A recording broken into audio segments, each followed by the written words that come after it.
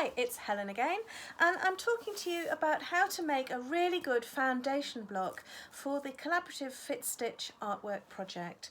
This is really aimed at novice sewers, people who are less confident. If you do a lot of sewing, you'll know all this already. Now, the finished squares in the artwork are going to be this size, 25 centimetres squared. So that's the part that you'll actually be able to see.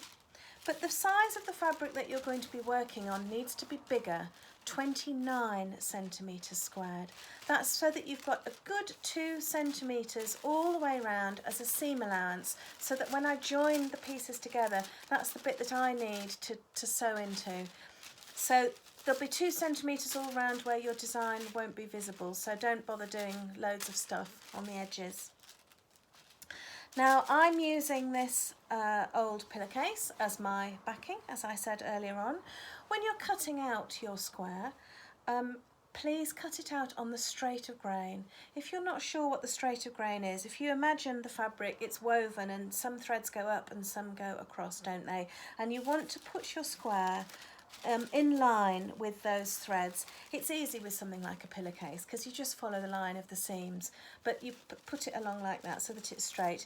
If you put it diagonally like this, so that the threads are running diagonally, it will never ever lie straight in the finished piece of work because the threads will be pulling in the wrong direction, and it would be such a shame if you spent ages making your artwork on your fabric and then once it's hung up it's all cockled and you feel disappointed with it. So just get it right at the beginning and you'll be much more pleased with it. Now, my pillowcase, although it's a great colour and so on, it has been washed about 1,000,000 times and the fabric is very soft and floppy.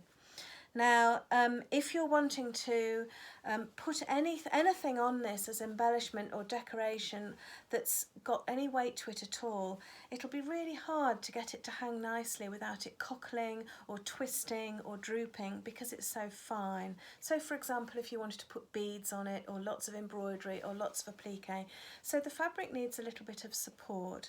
Let me tell you how to do that. You might have something like this in your cupboard. This is a violin interfacing. It's a kind of felty stuff. Some kinds iron on, which are amazing because all you do is cut out a square and iron it onto the back and job's a good un. This is a sew-in kind, so what I would do with this is cut out a square, tack it on, just big stitches, and then once I've started doing my artwork, it will all be held in place anyway. But because it's quite rigid, it just supports the fabric and keeps it really nice and flat and smooth. If you haven't got violin, don't worry. Any sort of fabric that's a bit sort of crunchy and stiff, so something like a new handkerchief or a newish tea towel or a really old-fashioned pillowcase like Granny has, you know, that's quite stiff.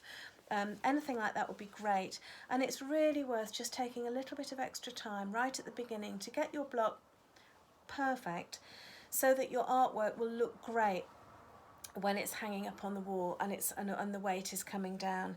So good luck with that. Hope you enjoy making your block and getting it all ready, and I will get back to you on another occasion and we'll move on to the next stage.